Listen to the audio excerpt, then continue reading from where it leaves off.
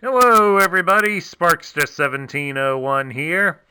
We're taking a look at another Siege toy. We've got this time around Thundercracker. And of course, as you can guess, he is a repaint of Starscream. But they did at least do one little major difference here. Thundercracker's got a different face sculpt where he has this little smirk on his face. Although I think that would have been more characteristic for Starscream than Thundercracker. Because that kind of a little smirk there almost makes me want to knock his block off. I'd rather do that more to Starscream than Thundercracker. But of course, for fun, let's take a look and stand him up here next to his G1 version. Of course, the G1 version is in a darker blue, so that's a little bit of a disappointment. I would have liked to have seen this new Siege Thundercracker in a darker blue color scheme, just to be something a little closer to match the original. I mean, granted, yes, the dark blue is a little bit boring and bland on the original toy, but I would have liked to have seen the new one be somewhat close to it, just so it pays homage a little bit better. But otherwise, it's not too bad. It does nail all the other appropriate colors. I mean, it's got the gray here for his fins, black for his hands and forearms, black feet as well. And he does have red striping here on his wings, just like we see here on the original. So it does hit the nail right on most cases. It's just the overall color scheme could have been tailored a little bit better to match the original toy. But he does improve upon the original toy in articulation. G1 Thundercracker, you could only move his arms at the shoulders. And of course, you were limited on how well you could move his arm due to the wings being in the way. But with new Thundercracker, well, let's see. For starters, we can turn his head from side to side like that. He can look up and down a little bit. His head's on a ball joint. We can raise his arms up at the shoulder, about so far. And when we fold the wing back, you can rotate his arms all the way at the shoulder. We can also bend his arms at the elbow and at the bicep. So he's got quite a bit of range of motion with his arms. And he also has a swivel at the bicep. So he's got more articulation in his arms than we can give him credit for. And of course, for his legs, he can spread apart to do a full splits. He can also raise his leg up at the hip, just a shade above 90 degrees, and he can bend his leg at the knee, again, slightly more than 90 degrees. So, quite an impressive range of motion for Thundercracker here. Now, a short while back, I showed you the Target exclusive 3-pack. And many of you may remember it did have a blue jet in it, in the form of Ion Storm here. So I thought I'd stand them next to each other so you can kind of get an idea, if you're buying one loose, to make sure you're getting the correct one. As you can see, Thundercracker has considerably more colors on him than Ion Storm. Ion Storm is the solid blue color. He's a different shade of blue. It's probably not coming out as clearly on the camera, but the shading is different. But in all aspects, as you can see, Ion Storm is totally blue, except for maybe some small details.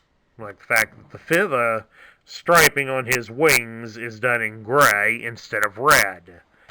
Whereas you can see on Thundercracker, we got some gray on his chest, the gray fins, he's got the black forearms, he's got black feet.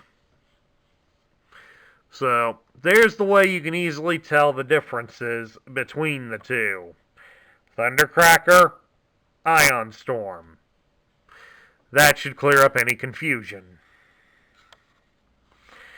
Alright, we're going to transform Thundercracker, but first we'll take a look at his accessories, since we have to remove them. He has two of these blue-colored guns, which the instructions describe as HPI null ray laser launchers. Mainly because Hasbro's too cheap to send somebody to the archives to see what Thundercracker's G1 form carried. I don't know how well it'll come off here on the camera, but down below here we're going to bring up Ion Storm's gun. And as you can see, it's not totally clear on camera, but Ion Storm's guns are in a darker blue color than Thundercracker's. So, do keep that in mind if you happen to buy one loose. Hopefully, there's still some available relatively easily that you don't need to do that. And of course, to transform him, it's pretty much the same as it is for Starscream and all the others. Open up the sides of their arms, fold in the fists and the elbow, and then close it all up. Da-doom, da-doom, da-doom, da-doom. And we come here to the back unit, pop the fins free,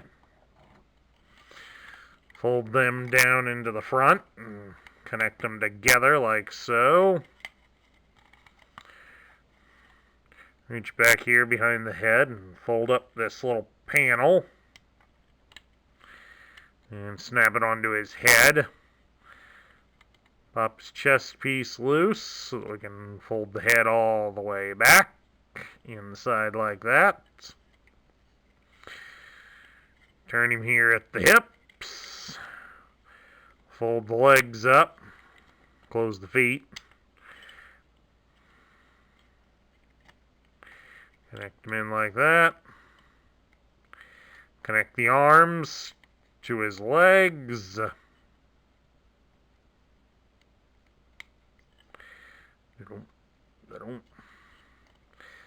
Fold down the nose of the plane onto the body. Fold down the wings. Connect them to the nose. And onto the arms.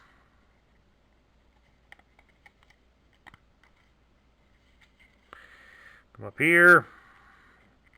Pop the engines free. Fold them down like so. And then fold the chest piece up. Lock it on. Like that. And then, of course, connect the guns onto his shoulders again. And there we are. Thundercracker is in his Tetrajet mode. And as you can see by all the scrapes on him, he's been involved in a few crash landings, it seems like. Well, like all the others, he does swoosh pretty good. Of course, for comparison's sake, if you happen to find them loose at a flea market or a toy show, you can see here there is the differences. Thundercracker will have red paint on him, whereas Ion Storm will not. Thundercracker has black paint, whereas Ion Storm has gray paint instead. So, there you go. Now you've seen how the two look. We'll set him over here. And even though it's a kind of an apples to oranges comparison, you can look here at his Generation 1 form, an F-15 Eagle. And of course, while the design choice doesn't look anything alike, not even close, you can at least see where some of the design inspirations did come from the G1 toy to the new version. All in all, not a bad looking toy. It does pay some slight homage to the G1 toy, but we'll have to wait until Earthrise comes out next year to see how a new version will compare, as they've already confirmed Starscream is one of the ones coming for Earthrise. Hopefully they're not going to go mad with him like they did here in the Siege line. But from what I've heard from the rumors, the transformation sequence may allow for the nose cone to be repositioned. So it might be allowing for the cone heads, Dirge, Ramjet, and Thrust to finally be brought in for a new audience. So we'll have to wait and see on that. As for my final thoughts here for Thundercracker, say that 3 times fast. Well, I'm kind of mixed about it. I mean, yeah, I'm glad to see Thundercracker in here for this set, especially if you buy, well, yeah, when you buy Skywarp off of Amazon, then you do get the entire original trio of Seekers all together, so that's kind of nice to have. All 3 of them become the same jet mode, so that kind of pays some homage over to the original, as all 3 were the same airplane. I know most fans will appreciate the fact that this one has considerably less loose parts to go find. That's always a biggie on the collector's market. The downside to it is that Thundercracker's the last one to be released in this wave of the Seeker jets.